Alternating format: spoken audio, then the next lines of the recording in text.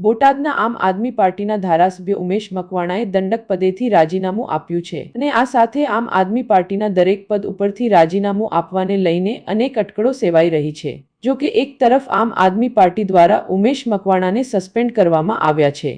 ઉમેશ મકવાણા સામે ભ્રષ્ટાચાર સહિતના ગંભીર આક્ષેપ પક્ષ તરફથી કરાયા છે। મળેલી ફરિયાદો બાદ કાર્યવાહી થઈ હોવાનું કહેવાયું છે। જો કે ઉમેશ મકવાણા પોતાના રાજીનામાને લઈને પણ સ્પષ્ટતા પણ કરી હતી, જ્યારે બીજી તરફ ઈસુદાન ગઢવીએ ધારાસભ્ય ઉમેશ મકવાણા સામે ગંભીર આક્ષેપો કર્યા છે। તેની સાથોસાથ તેમણે ભાજપ ઉપર પણ પ્રહારો કર્યા હતા।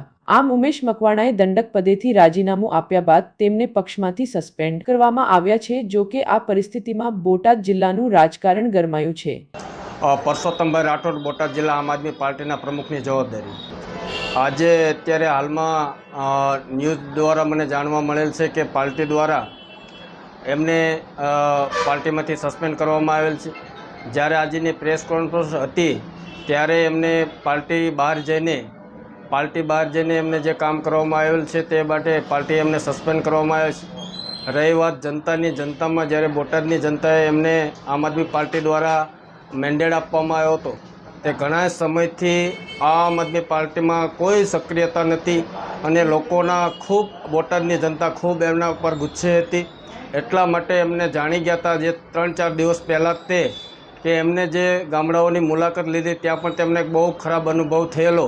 ત્યારે તેમને ખબર પડી ગયેલી કે આપણે હું પાર્ટીમાં કે પાર્ટી વિરુદ્ધ જઈને ભાજપની એજન્ટની, ભાજપની ગુલામી અને ભાજપની પૈસા ખાઈને એમને જે કરવાનું હોય તે માટે થઈને જ્યારથી ગોપાલભાઈ વિધાનસભાની ચૂંટણી જીત્યા છે ત્યારથી એમને પેટમાં કંઈક તેલ રેડાયું એવું લાગતું હતું। પણ ખરેખર આવા ગદ્દાર લોકોને બોટાદની જનતા ક્યારેય માફ નહીં કરે અને જ્યારે અમે કહીએ છીએ કે એમની સાથે આમ આદમી પાર્ટીના કોઈ પણ કાર્યકર્તા સાથે છે નહીં।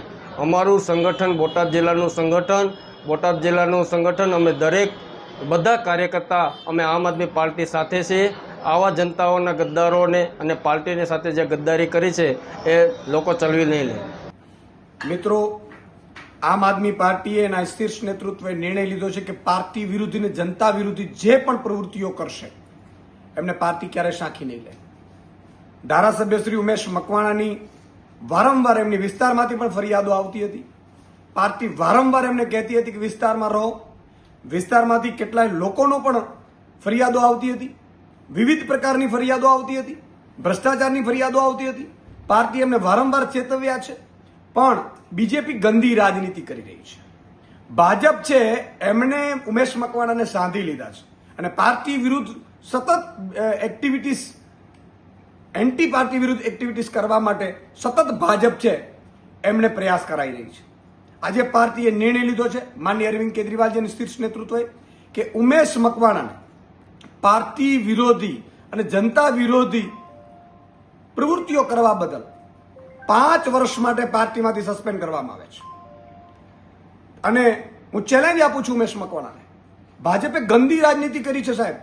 એમણે વિસાવદર ચૂંટણીમાં રાજીનામા અપાવ્યા એ ધારાસભ્યોને પાછી વિસાવદર આમ આદમી પાર્ટીએ જીતી, ભાજપ બોખલાઈ ગઈ છે। ભાજપે મેસેજ આપવા માંગે છે કે તમારા બીજા ધારાસભ્યોને પણ અમે ટચમાં છીએ, પણ આમ આદમી પાર્ટી એનો કાર્યકર્તા અને ગુજરાતની જનતા બધું જોઈ રહી છે ભાજપની આ ગંદી રાજનીતિ। અને વિસાવદરની ચૂંટણી પછી ભાજપ સંપૂર્ણપણે બોખલાઈ ગઈ હતી। આખી કેબિનેટો કેન્દ્રીય મંત્રીઓ હોવા છતાં ભાજપે સુપડા સાફ થઈ ગયા છે। હમણાં સરપંચોની ચૂંટણીમાં પણ ભાજપના સુપડા સાફ થઈ ગયા છે। ત્યારે આ ઉમેશ મકવાણા જેવા વ્યક્તિઓને સાધીને ભાજપે આમ આદમી પાર્ટીને ડેમેજ કરવાની કોશિશ કરતી હોય તો એ ભૂલ ભરેલી છે। હું ઉમેશ મકવાણાજીને ચેલેન્જ આપું છું કે તમે ધારાસભ્ય તરીકે રાજીનામું આપીને ફરીથી ચૂંટણી જીતી બતાવો, તમારામાં હિંમત હોય। ભાજપને પણ ચેલેન્જ આપું છું કે આમ આદમી પાર્ટીની સામે ચૂંટણી લડવાની તાકાત હોય તો ઉમેશ મકવાણા રાજીનામું આપે અને તમે ટિકિટ આપો અને આમ આદમી પાર્ટી ચૂંટણી લડશે અને ત્યાંથી જીતીને બતાવો તમે બોટાદમાંથી। બોટાદની જનતા બધું જાણી રહી છે ને બોટાદની જનતા માટે અમે વારંવાર ઉમેશ મકવાણાને ચેતવ્યા છે।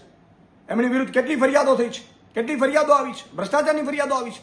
ક્યારેય આમ આદમી પાર્ટી ભ્રષ્ટાચારને સાંખી નહીં લે અને જેના કારણે એ પાર્ટીથી વારંવાર અમે કોશિશ કરી હતી વારંવાર એમને મનાવવાની, એમને સમજાવવાની કે ભાઈ તમે આ પ્રવૃત્તિઓમાં ના પડો, આપણે ભ્રષ્ટાચારની પ્રવૃત્તિઓમાં ક્યારે આવવું ન જોઈએ। એમની વિરુદ્ધ નાનામાં લેટરો પણ મળ્યા છે મને। ત્યારે ભાજપે એનો ઉપયોગ કરીને કોશિશ કરી હતી આમ આદમી પાર્ટીને ડેમેજ કરવાની. આજે આમ આદમી પાર્ટીએ નિર્ણય લીધો છે 5 વર્ષ માટે એમને સસ્પેન્ડ કરવામાં આવે છે અને એમનામાં હિંમત હોય તો ધારાસભ્ય તરીકે રાજીનામું આપીને ફરીથી ચૂંટણી જીતી બતાવે.